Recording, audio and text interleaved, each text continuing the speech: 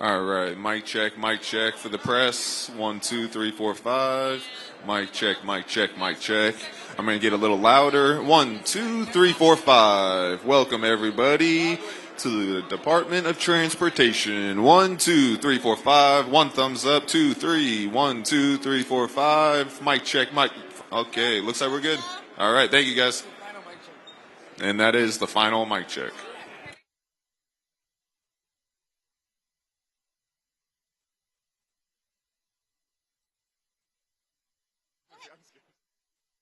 Anthony.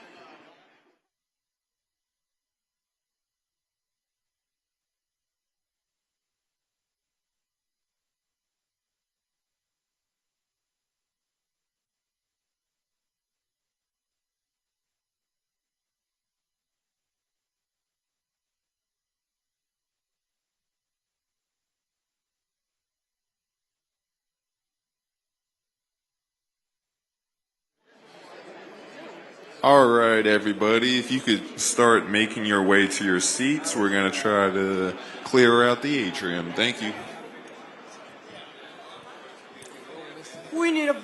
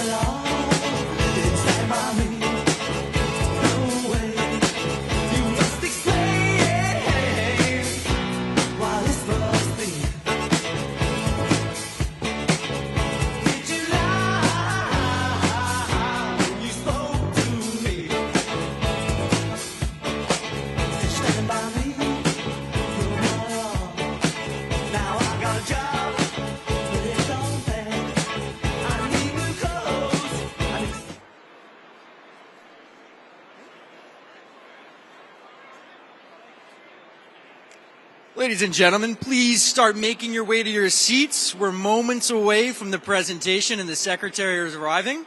So please just get in your seats. We'll start to get things going down here. Thank you.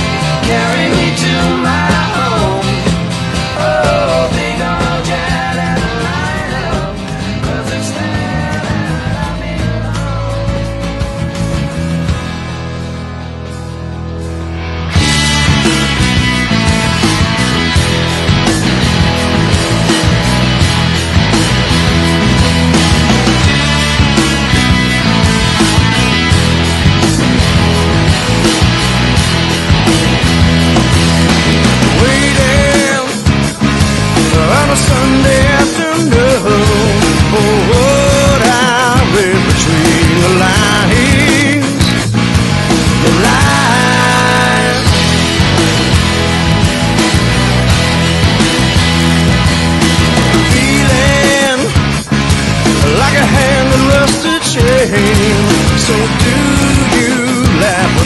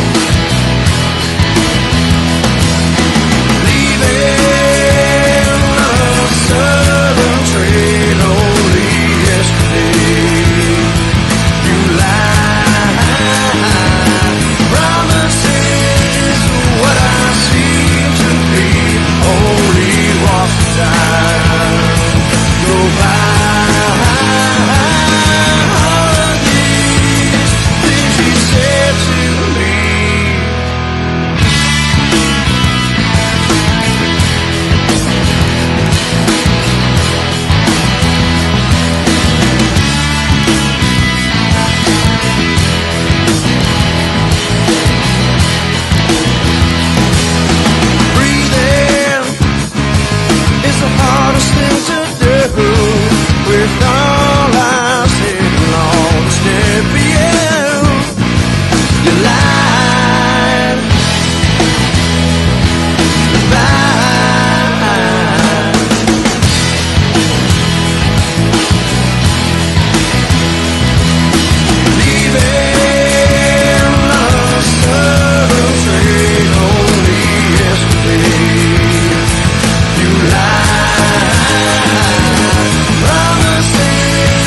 What I see to me only walks the time.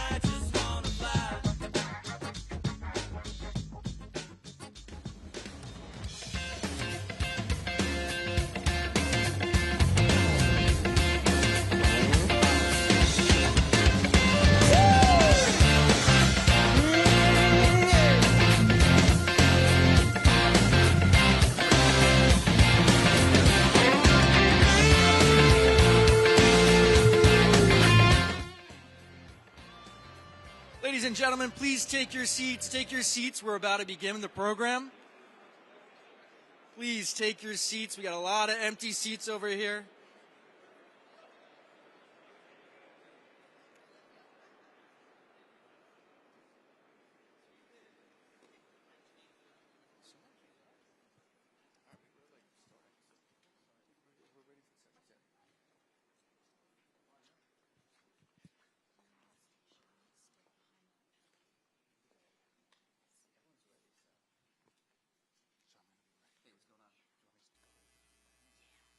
Yep, they're all seated. Everyone's quiet. Everyone's ready. Everyone's quiet and ready. We're going to start in a minute.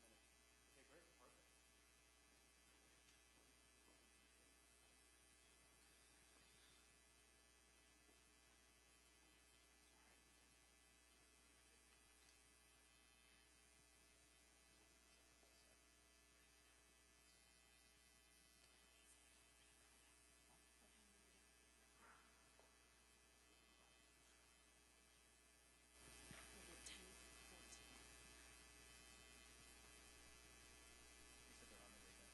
No, that's what I'm asking. Fine. Yeah, Nate said he's on his way down.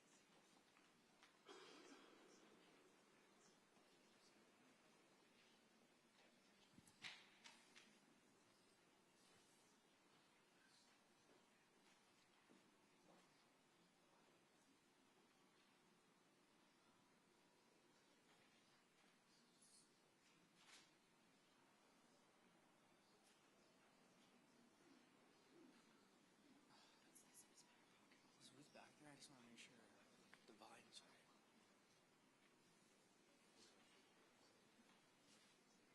Sorry.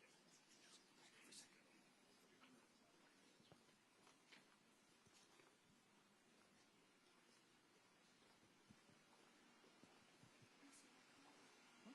No, it's fine. It's coming down.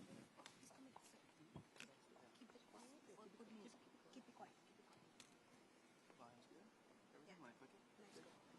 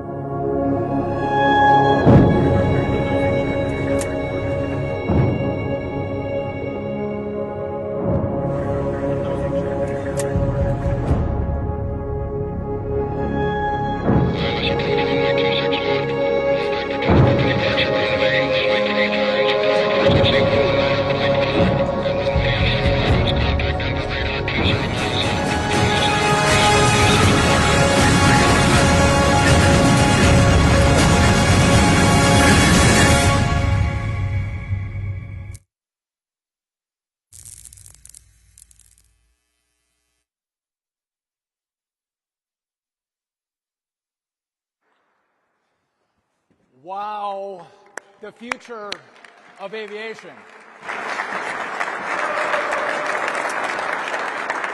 Thank you guys for being here. We have an exciting hour planned for everybody. We're going to walk through what we've envisioned at DOT and FAA. But before we do that, I want to thank those of you who are here. We have DOT staff, we have industry, we have the White House, we have Congress, we have some press, new media, and influencers. So thank you for partaking with us today. I want to walk through where we've been, where we are, and where we're going. So a little over a year ago, we had the DCA air crash. A lot of us in the greater DC area lived that. And what happened in the weeks after is it prompted us to take a look at the systems that we are using to manage our airspace. That was at the direction of the president. I did that along with the FAA. And what we realized was that we used an incredibly old, antiquated system, technology from the 60s, 70s, 80s, and 90s. And what we did is, at that moment, commit to building a brand new air traffic control system, the best in the world, the best technology, partnering with the best companies that America has to offer. And as we rolled that proposal out, it was clear to many that this is not the first time America has had this conversation. Because 25 years ago, the FAA and the Congress understood that they had an old air traffic control system, again, 25 years ago. And they committed to spending billions of dollars to do what they called next gen. They too wanted to get rid of floppy disks, an old fiber network. They wanted to get rid of the paper flight strips. But 25 years later, we are still using floppy disks, flight strips, paper flight strips, and we are using an old network. So the promise that was made was never delivered upon. And so as we've gone through this conversation with the American people, we have committed to being radically transparent. We are going to tell you where we are, where we're going, are we on time, are we ahead of schedule, are we behind schedule? So America can follow the progress of a build that's critically important for their safety, but also for the efficiency of the airspace. And as I talk about an old system, I just want to front run a question I oftentimes get, which is flying safe? Is the airspace safe? And the answer to that question is very simple. Of course it's safe. It is the safest mode of transportation. If you fly from point A to point B, that is safer than the drive you will take from your home to the airport. It is safe, but it's not safe because we have the best systems in place. It's safe because we have fantastic air traffic controllers and highly skilled pilots. And I think as the greatest country on earth, the most technologically advanced country on earth, our people deserve the most technologically advanced air traffic control system, and that's what we are going to deliver for the American people. And as we walk through the next hour, you're going to have a chance to hear from some industry leaders. You're going to have a chance to hear from the FAA, our partners at Peraton. But the most exciting thing you're going to hear about is what's being developed in regard to software. That's where we get the biggest bang for the buck, driving safety and efficiency. And you're going to hear from Administrator Bedford on that, which is going to be wildly exciting. So as we've talked about this project, we've had some people say, listen, this project is too big. It's too complicated. You're going to move too fast. It can't be done. But this is not the first time those complaints have been made on big American projects. We had the Hoover Dam, the Golden Gate Bridge, the Eisenhower Interstate System. We built the Kennedy Space Center and we put man on the moon, and oftentimes people said, that's too big, that's too ambitious, it can't be done. Rebuilding the infrastructure around aviation is not too big for America. We can actually get this done. So let's put this into scale. This is truly the largest overhaul in aviation since the jet age. Full stop. Massive overhaul. Now, let's talk about what it's going to mean. This is going to take 10 million labor hours across manufacturing and installation and integration of the system. We're going to use 50 different vendors, dozens of skilled trades, from engineers to other trade entities. And we are going to have to work, not in one location, we are going to have to work in 4,600 different locations across the country. So that's remarkable. All those vendors manufacturing across the United States. That means that with those 50 vendors, those are American jobs that support American families. But as we think about the vendors, think about this. It's been 10 years in America since we have manufactured radars. And so if we're going to have a complete replacement of our radar, we're going to make sure that those radars are made where? They're going to be made in America by American workers for the American national airspace. Radars made again in America. This project, again, is going to be big. Dozens of different labor categories, from welders to computer programmers, are all going to work on this project. I mentioned there's 4,600 sites that we have to work at. To put that in context, we work at more sites than Chick-fil-A has restaurants in America. And we work on Sundays. So let's talk about the progress that we've already made. We've already replaced 50% of the old wires, moving from copper to fiber. So remember a little less than a year ago, Newark? Right in Newark, we had 2 outages at different times, 45 seconds each, where controllers for 45 seconds couldn't talk to airplanes. That was a telecom issue. That was an issue with our old wires. By the way, we quickly replaced those wires, record time at Newark. Newark has had some of the most on-time performance since those updates and upgrades that we made a year ago.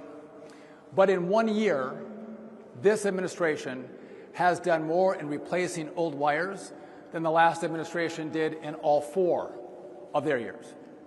We've converted almost 270 radio sites nationwide and installed 40 voice switches at facilities around the NAS. Now, if you think these radios, many of them were built in the 70s and the 80s. They're that old. And those old radios give you static, right? With new radios, we have crystal clear communication between controllers and pilots navigating through the airspace. We don't have static anymore with new radios. Again, it's shocking. And by the way, if you guys have not taken a look, we have demonstrations of the old products behind us and all of the new products coming online. Look at the old radios. Again, they're products of the 1970s. Wildly shocking that this is the equipment that we use in our airspace. So those of you in the DC area, you might recall last month that there was a shutdown of the airspace because the Potomac Tracon had a chemical odor in the facility. And so they had to vacate it, and the airspace out here was shut down for a couple of hours. Well, that was because there was a short circuit with a voice switch. Those are all going to be replaced. But again, you had a short circuit with a voice switch. That's how old this stuff is. We've installed new surface awareness systems at 54 airports. This allows us to track planes in the tarmac. So if you think of your controller in a tower with binoculars, that can be really great on occasion. But what happens when weather rolls in? or fog rolls in and they can't see airplanes in the airfield, it slows things down. It can shut things down. But with this new surface awareness system, they're going to have all of the airplanes on the airfield on a screen in front of them. So think AirTag in your luggage, tracking where your luggage is at. Similarly, we don't use AirTags, but we have systems on planes that we can track them, driving efficiency, but also driving safety as our air traffic controllers are managing planes on the airfield. We've transitioned 17 towers to electronic flight strips. You've seen the paper strips. Again, as a controller passes an airplane from one controller to the next, they pass a paper strip down the line. We are digitizing. It's all going to be electronic, allowing for more efficiency in the controlling of airplanes and better technology for our controllers. So why does this matter? These upgrades are going to make travel more seamless. We're going to make our skies safer. We're going to unleash the next wave of innovation, and it's going to help us attract more air traffic controllers. Again, they don't want to work with all of the technology young people are using today. They don't want to use 1980s technology. They want to use the best technology the world and America has to offer. And putting that in our facilities is going to attract the best and the brightest to come into this field to make sure, again, we have the best people navigating our airspace. So I've given a brief overview of the scale of the project and what we've accomplished so far. We're going to have a chance now to hear from some industry. You're going to hear, again, from the FAA and Peraton walking through our work streams, critically important. But again, I want you to stay until the end. At the end of the hour, you're going to hear from our administrator of the FAA to talk about what's coming in regard to software. I was over at the FAA seeing all the development that was happening, and it's wildly exciting as we think about delays, as we think about cancellations. I would tell you, everyone seems to want to call me when their flight's delayed. I love that. And sometimes it's weather, sometimes it's mechanical, but oftentimes it comes from the systems that we use. And I think in America, you deserve better. You should have the best. You should have the best systems that drive safety for you and your family. And the software part of this is going to be critical to driving that efficiency. One side note before I'm going to pass it on is out of the $12.5 billion in the big, beautiful bill, thank you to Republicans in Congress and President Trump for signing it, this project is going to take us 2.5 years, only 2.5 years, to do this build with the $12.5 billion. We are going to need more money for the software side of this build. And the Congress is, and by the way, this is bipartisan. No one seems to be partisan in regard to getting the money because we all fly. But they're going to have to find a pathway to get us the rest of that money. It's going to take us time to develop it, deploy it, debug it, train on it. And so getting that software started now, hopefully as our build completes with all of the infrastructure, we'll have the technology of the software ready to meet up and in 2.5 years have a brand new system for America to use. And so at this point, I want to give it over to our industry experts. In a moment, I'm going to call up former Governor Chris Sununu from Airlines for America. But before I do that, we've asked some other leading aviation experts and industry folks who couldn't be here today to give you a few comments in this video you're going to see now. It's happening. It's happening. It's happening. Air traffic modernization is here. Across the country, major investments are coming to an airport near you. From brand new radars to fiber lines, these are long overdue upgrades for America's airspace. Resources that our critical infrastructure demands. And it's happening fast, with government moving at a speed we've never seen before. We're leaving behind outdated systems and building something designed for today. Faster, safer, more reliable, fewer delays, fewer cancellations, more time where it matters. This is about modern technology for the people who keep our skies moving. Better communication between pilots and air traffic controllers. Stronger, more resilient infrastructure. From takeoff to landing, every part of the journey is being improved. Thank you, Secretary Duffy. Thank you to Secretary Duffy. Thank you, Secretary Duffy. And the administration for prioritizing this once-in-a-lifetime project. The progress we've already seen is incredible. Keep going. Keep going. Keep going. Keep going. Keep going. This is what the golden age of air travel is all about. This is the best of American innovation. Built for today, ready for the future. Our skies are getting renovated, and we're all on board. Are you ready?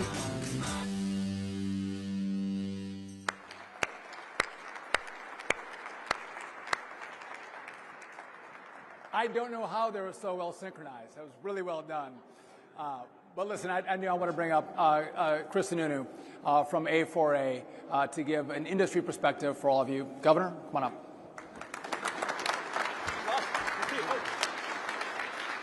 All right. This is awesome. As governor, you don't normally get to work with folks that get it in government. And that's just, we all know that. We're here in Washington, D.C. That is not quite a secret. But here at DOT, it is working. And we know the story. We know the story time and again. 30 years we've had administrations ignore the fact they got men and women sitting up in those towers, basically keeping our air-safe space, keeping it as efficiently as possible, basically putting it together with shoestring and duct tape, what those air traffic controllers have had to deal with for all this time behind the scenes. It's astounding. And when we first saw those images just last year with the floppy disks and the paper strips, people said that can't be true, and it is very true. And it's not just a one-time thing, it's all over the country. So I cannot, on behalf of all the airlines across the country, the entire NA national airspace, cannot thank this administration, Secretary Duffy, Brian Bedford, always looking so dapper, Brian. I actually thought you were wearing red bottom shoes there for a second. I was like, holy crap. These guys get it. And look, as a governor, I was always trying to keep my large projects moving. You're keeping the bureaucracy, and I don't mean to say bureaucracy and bureaucrat with such a negative tone, but in this context I will. But the bureaucracy and the bureaucrats and the government, you know, they'll hide in their corner. Well, we're going to do it this way. And they won't be transparent. They won't bring outsiders in. But this administration has a completely 180. It's not just the software that's amazing. It's not just the technologies that's amazing. What goes very underappreciated is what's happening in this building and across this town. It's the process. And the process is we're going to bring industry experts in. Folks that have fought against government that hasn't worked for them before. We're going to have them come in because they know the barriers. They know, they've seen time and again projects like this fail. And failure, as we know, is not an option. And yes, in case you didn't get the memo, government doesn't get it right sometimes. It is working, and it's exciting. And that's why you saw all these industry folks here. That's why we have such a full room here. That's why we've created this Modern Skies Coalition, the first of its kind. Over 50 industry organizations, corporate partners, trade associations, our union partners, everybody coming together. Groups that pretty much compete on a day-to-day basis. Right? It's like their fifth sport is just attacking each other, competing and competing. But now they're collaborating with one vision, one goal in mind, making sure that this works and this happens. So it's not the industry over here and government over there. It's not them. It's not us. It's us all coming together with a singular vision. And when you see all this money come in, you know, $12.5 billion. First things before I even entered this industry, we were hearing it in the news. Oh, another major project. It'll probably take 30, 40 years. They'll hire a bunch of consultants. They'll talk about some things. Maybe they'll replace a little fiber here, and then they'll come up with an excuse 3 administrations later why it didn't happen. These guys are saying we've got a clock, and the clock is about safety. It's about efficiency. It's about better customer service, better friendliness in the skies, whatever it's going to be. We got a clock, and we have a timeline to meet. And they're exceeding it. I've never seen this before. We really haven't. What they've been able to do in 6 months. Oh, and let's talk about that 6 months. 2 government shutdowns, a fuel crisis, a jet fuel crisis we're seeing spurred over in the Middle East. Hopefully that'll be done pretty soon. Workforce shortages. These are all typical excuses that would typically allow a government to say, well, you know what, we're really going to get things going in late 2026. No, they didn't let any of that slow them down. They kept bringing in the industry. They kept being transparent. They're doing things like this to make sure people know exactly where they are, where the opportunity is, where the barriers are, and they're going. And they're bringing in, is it going to be a bumpy road? You bet it is. But again, they're not letting him slow us down at all.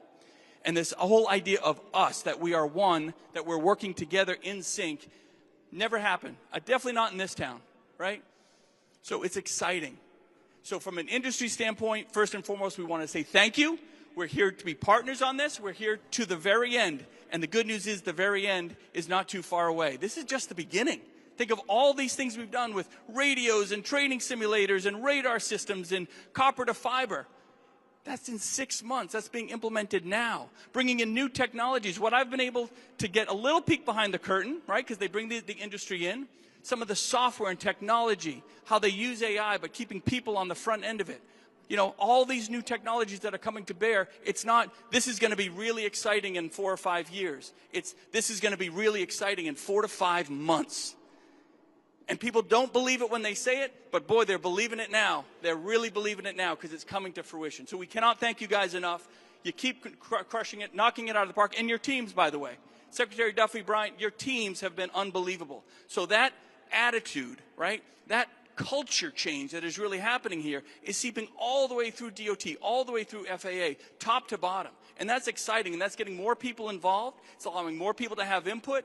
It's bringing more of our industry folks in. We cannot thank you enough. This is just the beginning. We just can't wait to see where this all goes. Thank you, guys.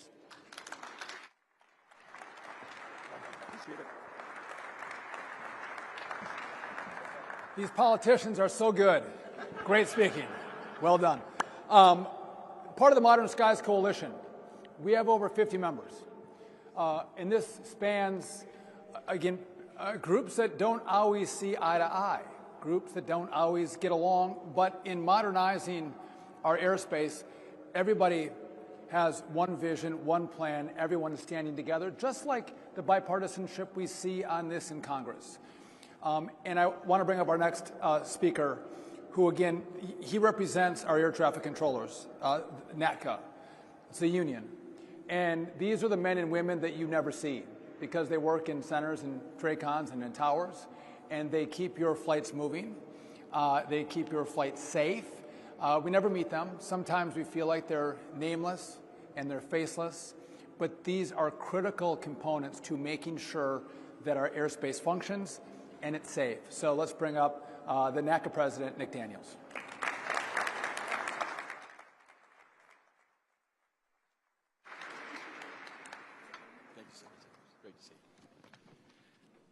I don't know if following Governor Sununu was on my list of agenda items today to bring that kind of energy, so I'll keep my remarks directly from here. Otherwise, I'll be on the microphone all day. But no, Secretary Duffy, thank you for bringing this group together. Administrator Bedford, same as well. But look around this room. It's been said already by the Secretary. You have the administration, labor, technologists, engineers, aviation companies, safety advocates, and policymakers. Every single person in this room has some piece now of working on the world's busiest, most complex, most diverse airspace system in the entire world. And I think it's worth taking that moment in, is that we've set a common goal. We've set something as 55 aviation groups and as an entire country to focus on one common goal, and that's bringing this airspace and bringing modernization to realization for not just the flying public, but for the American people. The aviation system has continued to lag behind, and it's become unreliable for many different reasons. But we're not here to talk today about all the woes of the past, all the lessons that are learned. We're here to talk about the future. And what we're talking about is not just incremental anymore. It's not just a one-time investment in the system. It's a down payment. We have a real down payment on building a system that can not only assist air traffic controllers, but it also ensures a safe, reliable system, but one that's not only prepared to handle the traffic of today, it's going to be ready to handle the traffic of the future. So yes, replacing paper strips with digital systems, absolutely critical. Deploying surface surveillance to towers that have never had it. Rebuilding the voice communication backbone of the national airspace system from the ground up. This isn't just today's work, it's generational work. The decisions that are being made right now will shape this country that moves people, goods, and services for the next 50 years. And NACA, we are proud to be a part of it. We are proud to also be a part of the Modern Skies Coalition, because safety, as you've heard many times over, it is not partisan. And the aviation community is unified by the common goals that bring air traffic controllers back to a healthy level of staffing and much needed improvements in reliability of our equipment. And the air traffic controllers, not only do they deserve it, but the professionals and those who use the airspace every day as well. But the most powerful thing that we can bring any modernization effort is the actual person who does the job day in and day out. The person who's closest to the issues, the person who's closest to the problems. And that's the air traffic controllers and the technicians who deal with these systems day in and day out. And that's why we all stand together. We all stand united to ensure that we build a system that's going to work for everyone. And what we bring to the table cannot be replicated. So the innovation that's being explored today, that you're going to have an ability to see, this is about learning from the lessons of the past. And it can't just be the attitude of, well, that's just the way we've always done it here. We're finally bringing innovative approaches, asking the right questions, and saying we're erasing all of the ways that it's been done before, and now going to bring true change to the table. Not at the speed that we've been used to, but at the speed of all of us being behind a project together. We need everyone, every single person in this room, to be a champion and find ways to ensure it succeeds. Not those who are going to sit back and say, we'll just wait and see if everyone else gets it done. We're all a part of it, and we're all in it together. That's what this partnership in this moment calls for. So the innovation in this room, it's not competition for the controller workforce. These are going to be force multipliers. When technology handles more of the routine, controllers get to handle more of the critical. When system surfaces and give us better information, controllers can make better decisions. When we get this right, the system gets safer, more efficient, and more resilient all at one time. It's not a trade-off of controllers or equipment. It's how do we support the controllers that are doing the job day in and day out. That's the goal. We stand united behind it and look forward to bringing the aviation system that this world deserves.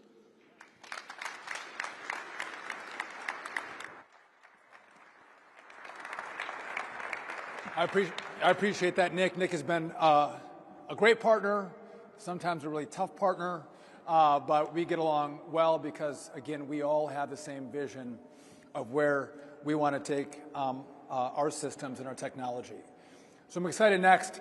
We're going to have an opportunity to hear from the Chief Technology Officer at the FAA and from Peraton. Now, Rebecca Guy, who's from the FAA, we have spent a lot of time together. She's explained a lot. We've walked through a lot for the last year. She has just been remarkable as this vision has come together about what systems have to be replaced, how do we do it, and the common refrain to Rebecca was, can we go faster? How can we do this more quickly? But she is a rock star at the FAA. They're going to walk through our work streams. It's going to be about 15 minutes of the work streams that we're going to engage in to accomplish this part of the build of the $12.5 billion. The president had said, well, listen, the FAA hasn't always been the best builders. Maybe you should partner with a project manager who can help with the build itself. We've selected Peraton, and Justin and Rebecca are going to come up and talk about where we're at, what those work streams are, and how quickly and how safely we can get this done. So, Justin, Rebecca, come on up.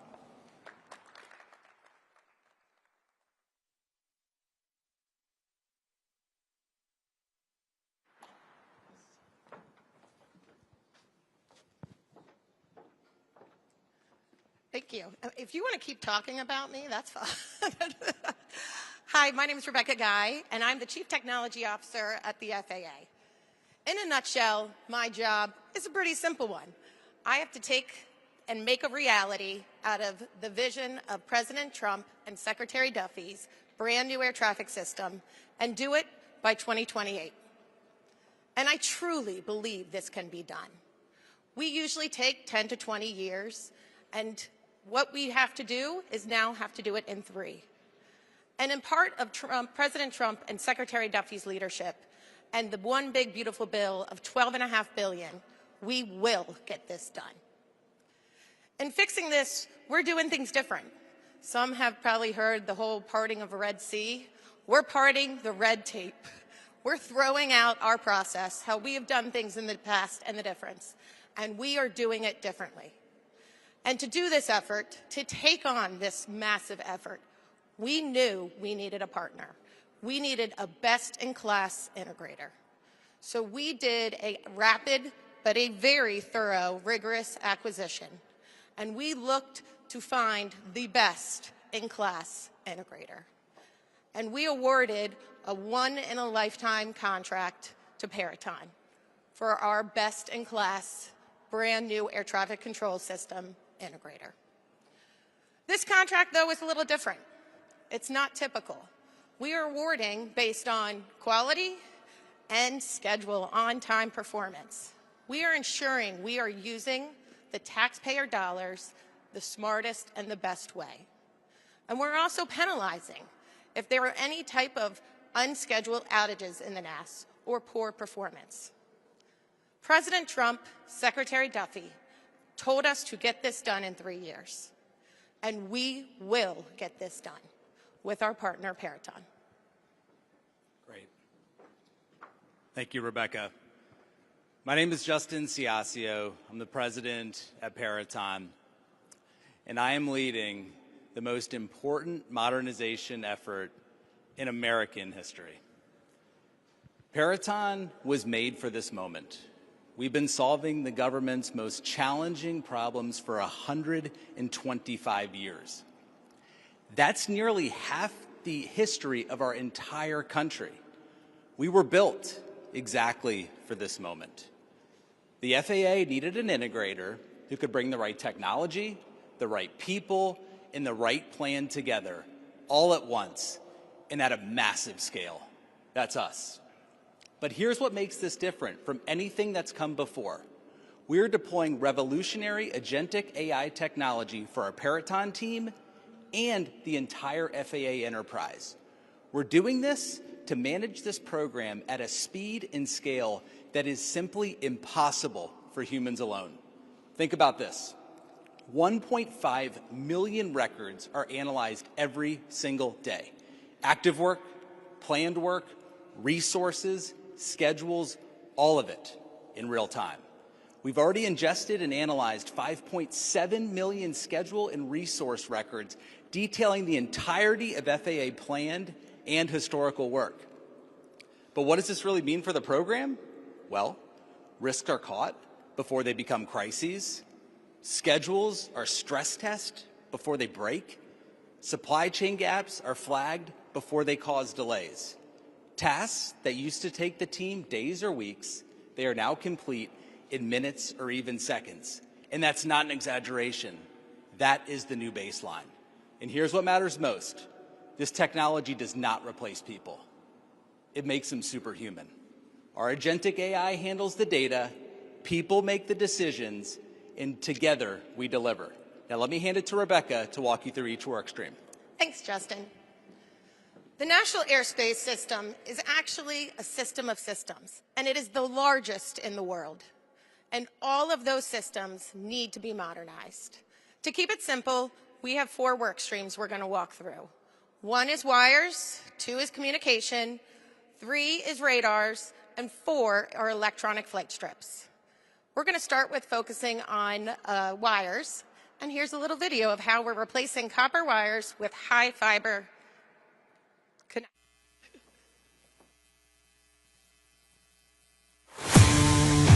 Flying safe isn't just about the plane. It's the network of air traffic controllers guiding every move. For decades, that network relied on old copper wires. They're ancient, and most importantly, they break. Remember the Newark Airport mess in 2025? That was a wire failure. it shut down controllers' radios and radar. Copper, it's a thing of the past. Fiber, it's the future. We're ripping out thousands of miles of old metal and replacing them with high-speed fiber. This is the copper that the FAA is getting away from nationwide, and we're going to fiber like you have at your house. Its durability is better, and it will last much longer. The new wiring that we got, it allows for that connection to be stronger and to go across longer distances. Some of the problems that we face with copper, as it ages, it starts to deteriorate, killing the signal that we send out. The behind-the-scenes stress of the controller's job is hard enough, so if they don't have to worry about the technology failing as much, that will definitely make their jobs a lot easier. Pilots and controllers need to have communications at all times, and those communications need to be very reliable. Joe Biden and Pete Buttigieg, they said it would take more than 10 years. That's absurd. We're getting this done at the speed of Trump. With fiber powering the way, we'll have faster data, less outages, and a system that's fit for the 21st century.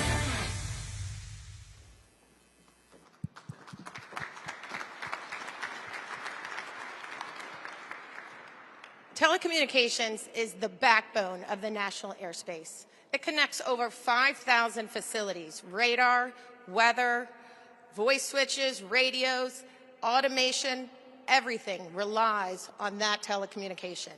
And today, our connections are from the 1960s. Remember rotary phones? Most of you will say no, but those are what our technology currently exists on. Secretary Duffy referenced what happened in Newark last spring.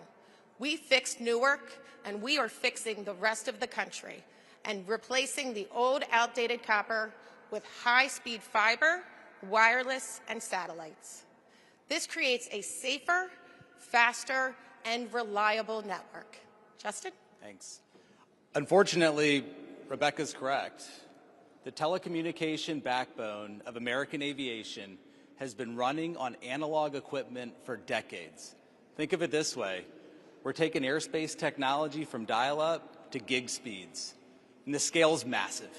5,100 connections across the country will be upgraded. But the good news, 2,400 are already underway, and we are ahead of schedule. Nearly 50% of copper lines have already been replaced, and we're not slowing down. Our second work stream is communications. Pilots and controllers have to be in constant communication throughout the national airspace.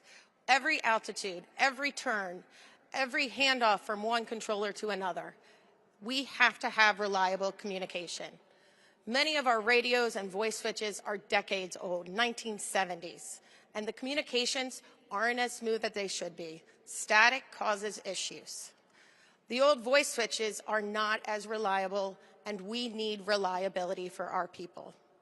As Secretary Duffy talked about at Potomac TRACON a couple of Fridays ago, and it is always on a Friday night, I don't understand why it's on a Friday night, there was a short circuit in our legacy system, and it caused massive disruption on that Washington area airspace.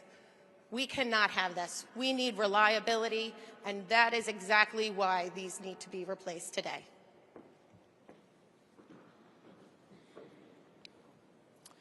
Thank you. More than 27,000 radios at 1,600 sites. All of them are being replaced. In fact, more than 250 sites are already complete, with more coming online each and every day. But this isn't just about new hardware. This is about what happens when a pilot and a controller can finally hear each other clearly. We are installing new voice switches, the technology that allows air traffic controllers to communicate with pilots and each other. We have situations today, though, where two people are talking at once, garbling the message, instructions get blocked, words get missed, and the consequences can be dire. These new voice switches will help controllers and pilots avoid stepping on each other's transmissions. In short, we're building a telecommunications backbone engineered for the future. It was actually taken out of a tower just a month ago. Our third work stream is radars. Controllers track aircraft using radars that show altitude, direction, and other nearby aircraft. Many of these radars date back to the 1970s. They're breaking down more often and are very costly. Radar is critical for resiliency and for redundancy to our GPS system. And we saw this actually in 2022 when there was a GPS outage over Dallas-Fort Worth. We also need radars on our surface. Our current surface movement radars that track planes on and around surfaces also are missing and do not have the right parts. When they fail and the parts are not available, we have to shut them down until we can find a replacement part. These systems need to be better, and we are replacing both with brand new state-of-the-art radar. And while we're talking about surface safety, we're also bringing a new surface safety awareness system to all the other airports that currently only use binoculars or their own eyes to look out the window. This way, controllers have another tool in their toolbox when weather gets bad, and they're able to track those aircraft across the surface. Thank you.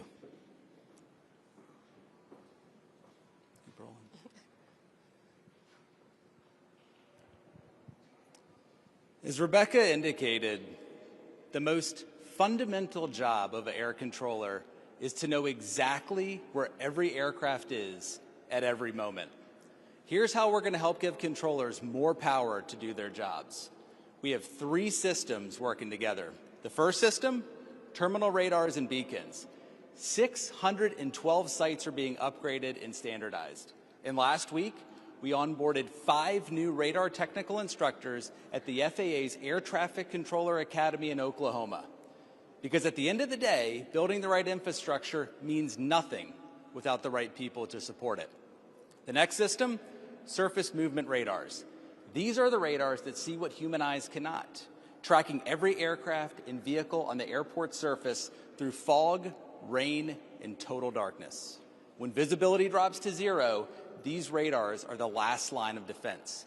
53 total sites are planned, 2 are already complete, both in Houston, and installations are happening right now in 3 major airports, San Diego, New Orleans, and Newark.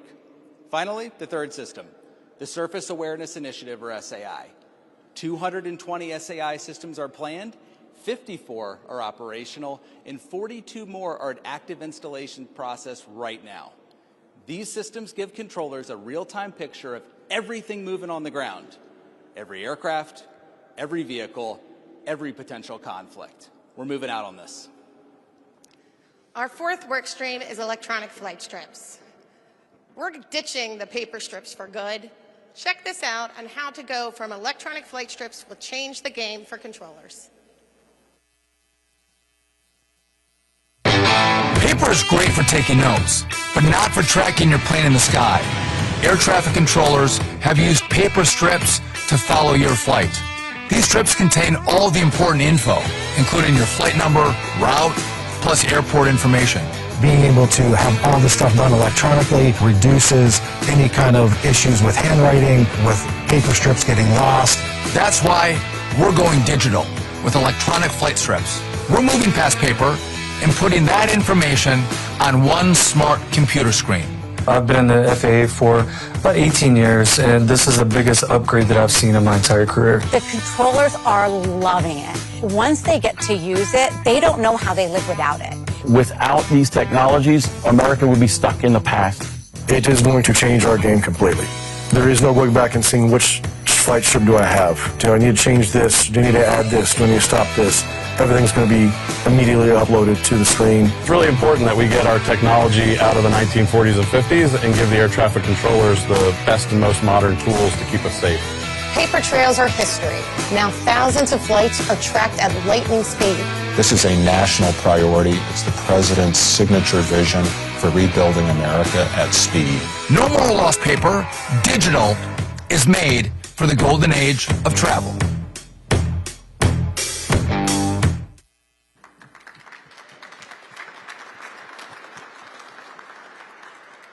Like you just saw, flight strips are a key tool controllers use to track, sequence, or for situational awareness of an aircraft.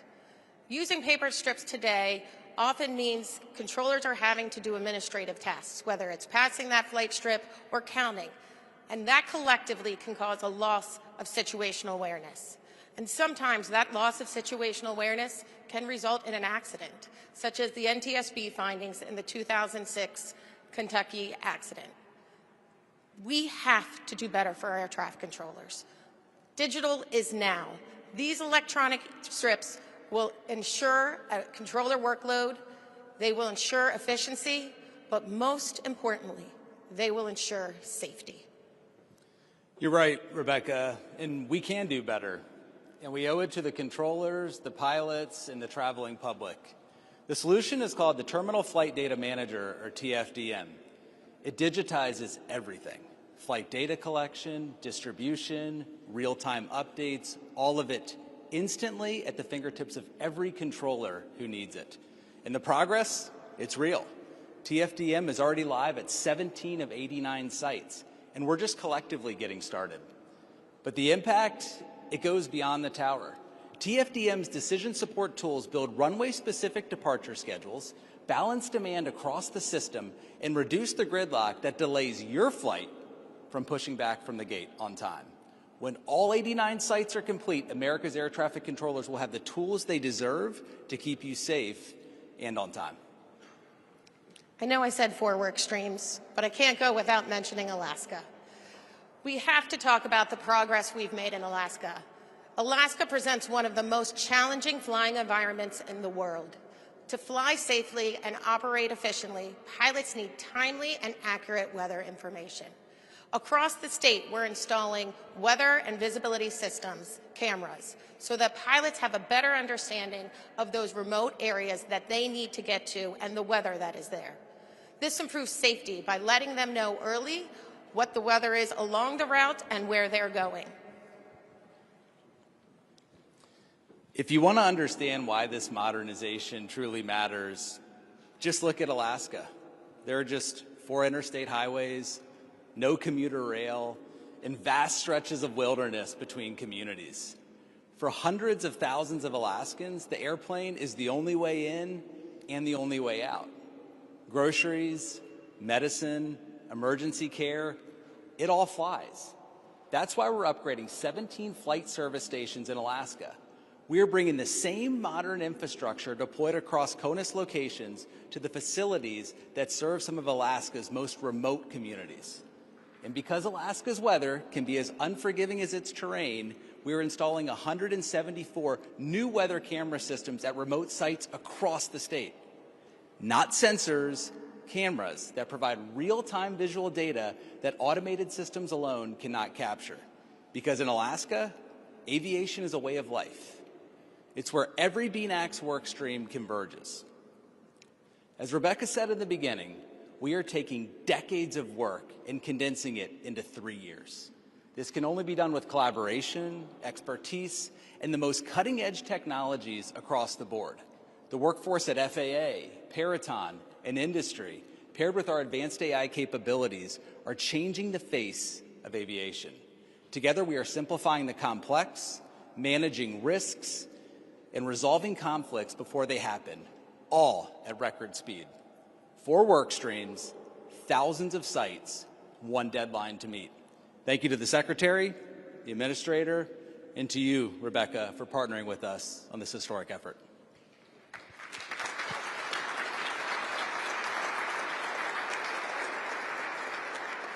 Thank you, Justin. As Secretary Duffy mentioned, 1 year ago, he stood on this stage and announced the brand new air traffic control system. If you were here and you saw pictures or videos, you would have seen this entire stage littered with equipment that many people commented looked like it was from the Smithsonian. 1 year later, I invite you to go into the back after this is done. What you will see is that equipment that most likely has just come out of an operational facility, and right next to it, the brand new technology getting ready to be installed into an operational facility. It is amazing what has been done in 1 year. The vendors that have been throughout working on all of this work have literally moved mountains. It has taken all of us. And it is not just for the major metropolitan areas. This is for every airport across the country. every user, commercial, GA, military, will see a benefit of this. I have to say thank you to Secretary Duffy, thank you to Administrator Bedford for your leadership. On behalf of the FAA, the vendor community, Paratime, we are not only ready, we will be successful. Thank you.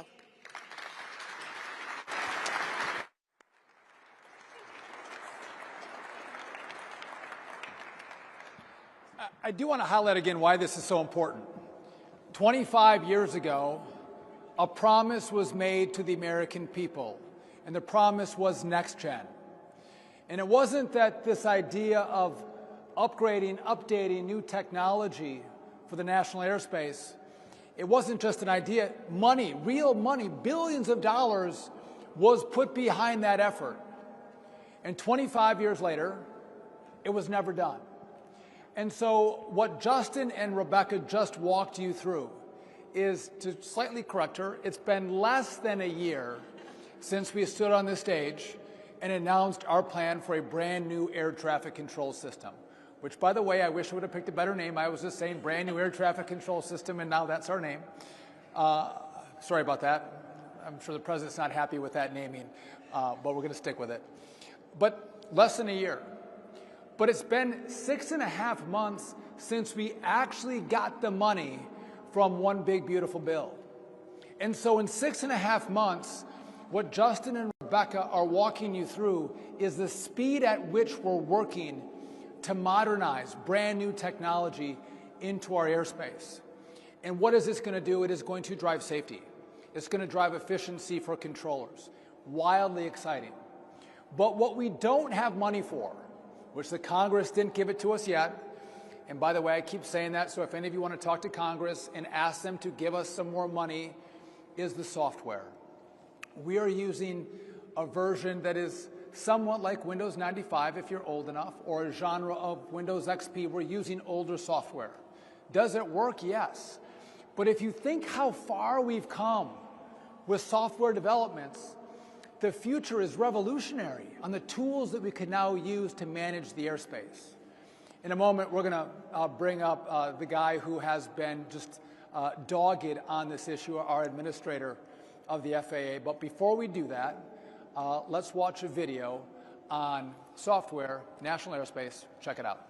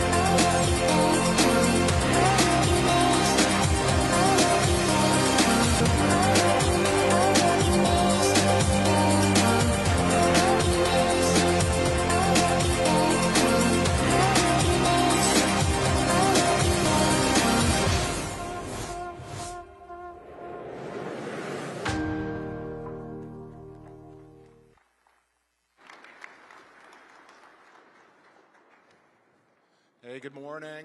I'm Brian Bedford. I am the administrator of the Federal Aviation Administration. And it's certainly a great time to be in the aerospace industry. I have to tell you, I feel really blessed to be part of this team and part of the mission. The President set a vision for us to modernize air traffic control over the next 3 years. You've heard a lot about that.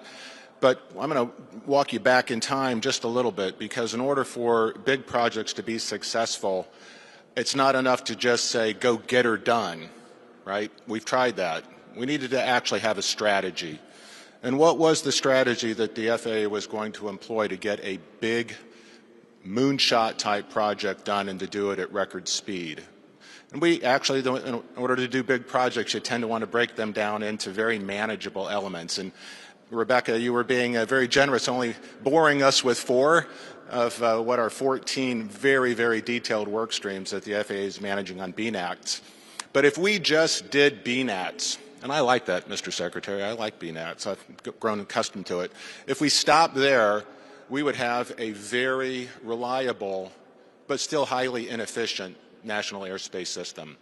So if we stop just at BNATs, even with the success of getting copper replaced with fiber, even building out radios, going from an analog NAS to digital, let's let that sit in for a second. We have an analog national airspace system today, and trying to move into the 21st century, off TDMI into VoIP.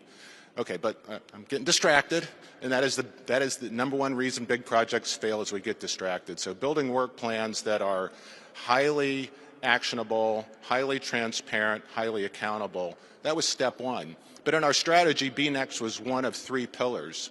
People.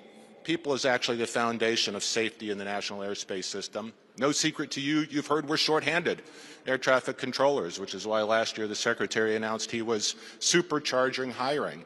And we've done that. We've successfully onboarded over 2,000 people last year, another 2,200 onboarding this year, another 2,300 next year, 2,400 the year after that. We are not taking our foot off the accelerator on solving the people issue. But part of the solution for the people issue is running the system right to begin with. And that brings us to the 3rd pillar, actually redesigning the national airspace system, something that hasn't been done since we started flying by bonfires, right? Every VOR, every VORTAC used to be a bonfire in the 1940s, and that's how airplanes navigated across the country. We can do better. You ask yourself, why does it take longer to fly from New York to LA today than it did in a Lockheed Constellation? And the answer is the airspace has not modernized. The technology has, the jet engine, great invention, but we still operate on the same highways and the skies that we operated at in the 1940s and 50s. We need to do better. And in fact, the way we operate the airspace today adds risk to the system because we're putting all of these aircraft in the same traffic lanes. It's like Los Angeles gridlock up there. We can do better. And it starts by thinking of the NAS as an organized system. And no offense to our A4A friends, but today we optimize a system for each of the airspace competitors. And BAA is doing something different. GA is doing something different. All of these competitors in the airspace are, frankly, disorganized. And the FAA no longer has to sit and play on its back foot. We can actually structure and organize this traffic before they actually publish schedules and sell tickets. We know today when we open up the airspace every morning, it's filled with conflicts and delays and potential cancellations. And then we ask the men and women in the towers and the TRACONs and the route centers to sort out that mess and put this into some organized flow that can actually have a chance of getting done safely and reliably. We can do better. And the future starts now. If you think about this, for those of you who follow FAA procurement, we put out a notice of procurement, a challenge grant in November, was it, Rebecca, for 2 things. 2 system developments. 1, common automation platform, which you've heard the Secretary discuss. Not funded, but we certainly want to get ahead of the process and understand what the art of the possible is and what will it cost to deploy. There's a second element Rebecca didn't mention. Putting fiber in the ground isn't enough. If we want to actually move into a digital NAS, we need a robust data network system. We need to get into the cloud. We don't have the money to do that either. So it's not just about getting the common automation platform. We have to replace the federal telecommunications infrastructure into a new enterprise network system. That will be the key to unlocking all these benefits. But again, how do we move from a highly tactical, highly variant system today, lots of dependencies, none of it strategically optimized? We asked the question as we put our second procurement out, flight management data system, Could we look at these vendors and see if we could actually sort of bend that procurement to solve the bigger issue? When you ask, why does the FAA need to replace its traffic flow management systems or its time-based management systems? Well, one is they're not sustainable. They don't work well. They're like glorified calculators. Okay, can we actually move to maybe an iPad type solution? That's a euphemism, not an actual suggestion. But the point being that we were going to bring into the 21st century a data flow management system. And we looked at that tool, which would be an awesome upgrade for the FAA and for the controllers, but it's reactive. It's solving a problem that's already happened. And we challenged them to say, how can we build a system that fixes the problem before it happens? Truly first principles thinking here.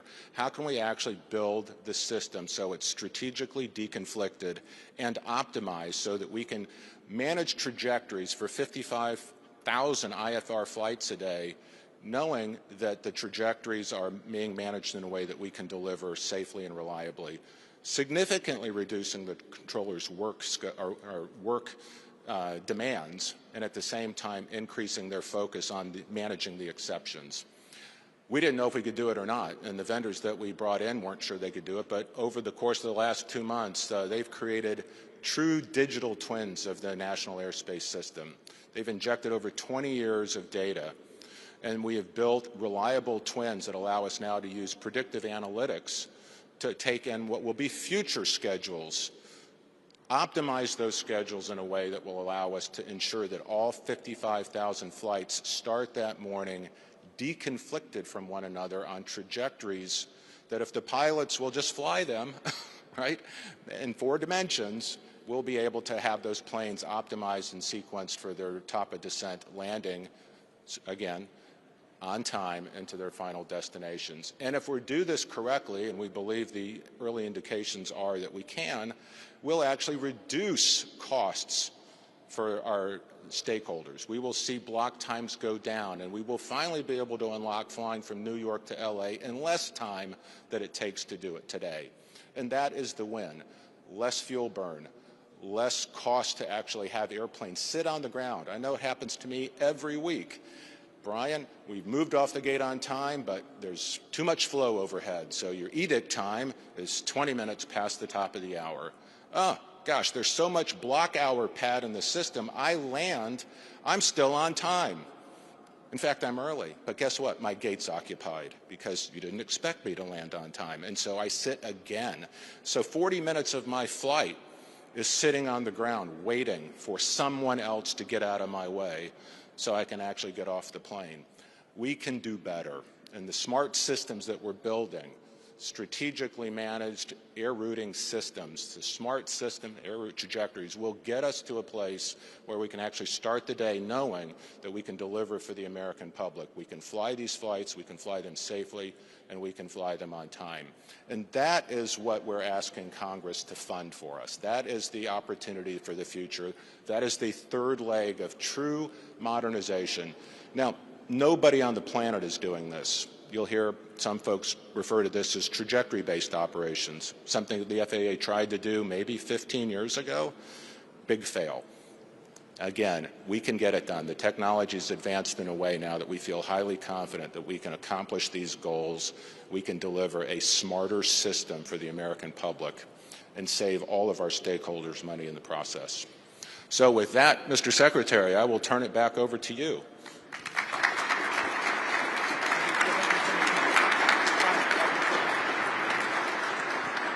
We're going to turn over to questions in a second, but just to maybe highlight a point, Brian and Rebecca are not at their computers trying to program how this is going to look. They have partnered with some of the greatest companies in America that are helping develop these tools. And what as Brian will tell the story and Rebecca will tell the story is they see a problem and they think they have a solution and they ask our partners to solve the problem they think they have. And it seems like the problem evolves and changes. And then the result and the tool gets even better. And the progression of that is underscoring the point that the FAA is nimble, they're thoughtful, and they're driven to the best result possible to manage the airspace. And this really is where we are going to get the biggest bang for the buck in regard to safety and in regard to efficiency in the airspace. Again, the delays, the cancellations, and we can't affect weather, and we can't affect mechanical problems, but we can have a massive impact on how aircraft are operating. So very well done. Brian has been remarkable at the FAA. Thank you. With that, we're happy to take questions. If any of the media have questions for us, if we have to pull Rebecca up, we will.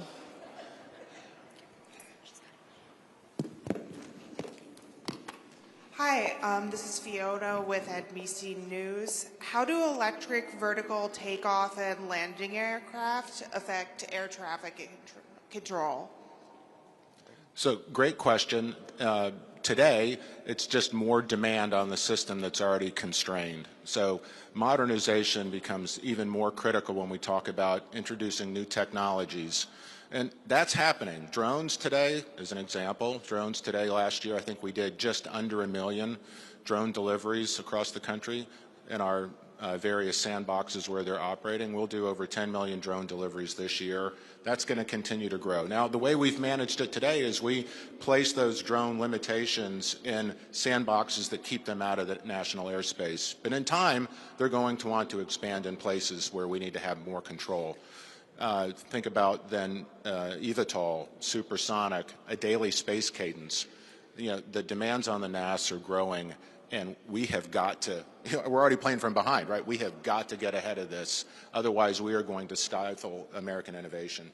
It's really challenging to think that we are going to put more workload on NATCA's members to control an even more complicated national airspace. And to Brian's point, the software that's being developed will help the management of new aircraft coming into the national airspace far more seamlessly. And again, this is the future. But think of, we're changing in this industry more so than we have in the last 50 years with drones, with eVTOLs, with supersonic flight.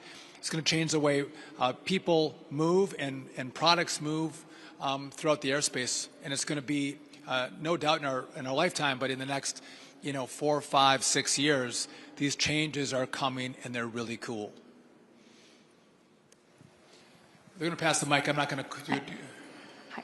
Oriana Pollock with Politico.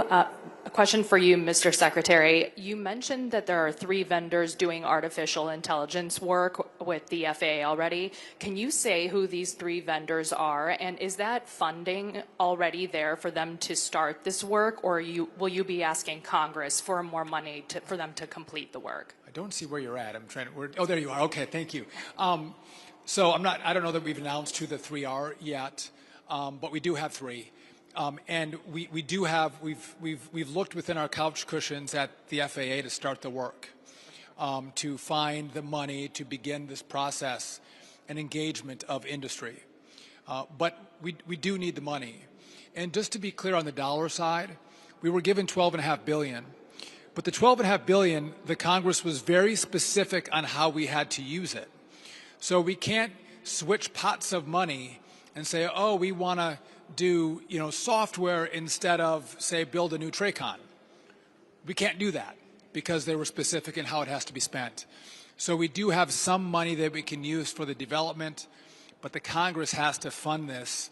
And again, this is not one of the few things in Washington that isn't partisan. Almost everybody agrees with it. They just have to commit to it and find a pathway to get it done. So we don't get the infrastructure of the radars and the radios and the new telecom and digital, and then we have to wait 10 years for the software. We are ready now, and I think from today you'll see that maybe you shouldn't have faith in what happened 25 years ago. The Congress should have faith in this DOT, in this FAA, because we are building, and we're building now. We're delivering on the promises that we've made. We update the Congress every quarter, and we're honest. We tell them, are we behind? Are we ahead of schedule? And if we're behind schedule, we'll tell them our plan to get caught up. few things were not our fault. We're a little behind on a couple streams, but it's, for the most part, we're on track to have this project completed before President Trump leaves office. So this will be at the end of 2028.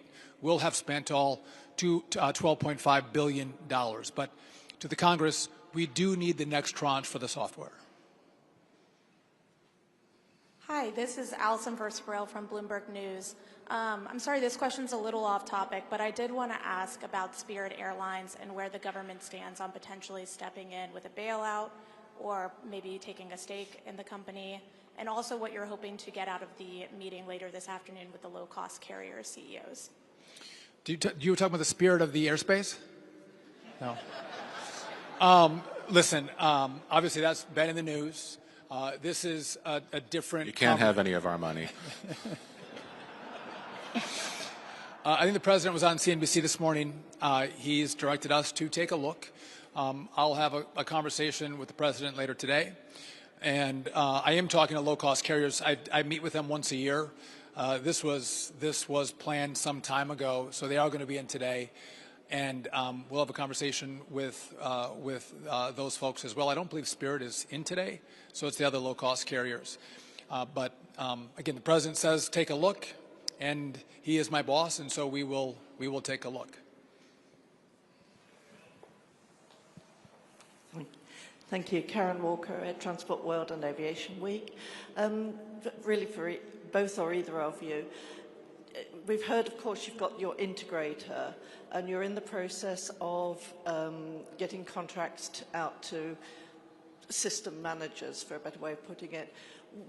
How do those different roles work and how will they work together for this system? Yeah, so Peraton, think of them as an extension of me. They speak with the voice of the administrator. They are our agent. They enter into reciprocal agreements, ACAs, I believe is the term of art, for working with our other vendor communities. So through those relationships, they are in fact, they're quarterbacking the project from here on out. Now the FAA leadership, Rebecca, Neil, and others are, I mean, literally every week we're working with them to make sure that we are informed about things that we need to think in terms of pushing vendors, maybe deconflicting some of the project implementation. Let's not forget the fact that over 18 million flights, IFR flights a year, are still going through the airspace. Over 1 billion passengers are safely carried through the airspace annually. So we have obviously a significant challenge to modernize, all without causing any disruption in the current national airspace system. A fun challenge. We'll do one more question, but just maybe a side point on that is what's been unique in this administration is the number of really smart people who have done well in their fields that are willing to give back to their government. They're willing to give back. They care, for us specifically in aviation, they care about aviation. And they're willing to give their time and their resources, their energy and their knowledge to help us do a better job. And they've worked wonderfully well with the stable, consistent team of the FAA with Rebecca, but the intelligence that's circling around that we can pull into to get all to work together to accomplish this, I think that's why we have been so successful thus far. And that's why I feel comfortable and Brian feels comfortable that we are going to deliver this on time, on budget, and I think Brian's other point was we are also not going to break the NAS. We are going to make sure that everyone is safe because it's a big project. And we're going to make sure that we keep the airspace safe as we do an incredible overhaul. We'll do one more question. Hey, Mr. Secretary, Patrick Terpstra with Scripps News. I wanted to ask you about an event over the weekend at Nashville. 2 Southwest Airlines planes had to take evasive action to avoid each other. And I wanted to ask you, even with all the focus on new technology for air traffic control and hiring up, supercharging controllers, why do these incidents seemingly keep happening week after week?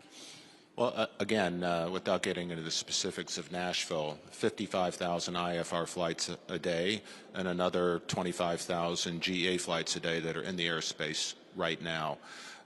In this particular issue, we had an unstable approach.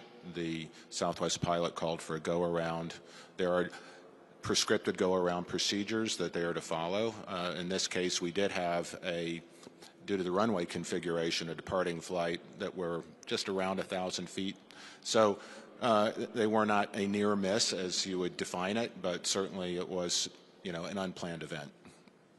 And I would just say the tools that are being developed will be incredibly helpful to air traffic controllers. And again, this is why we think the airspace will not just be more efficient, but it will be a lot safer to assist the men and women on the front line in towers and TRACONs across the system to have additional tools to make their jobs easier. As technology has made all of our jobs easier throughout the course of the last years and decades, we think controllers should have those same tools to assist them in how they do their work. I do want to thank the FAA, our partners in the modernization effort. I want to thank you all for coming. This is real. This is happening. We are going to deliver for the American people. What was promised 25 years ago is going to be delivered to you in 2.5 years. The future is coming.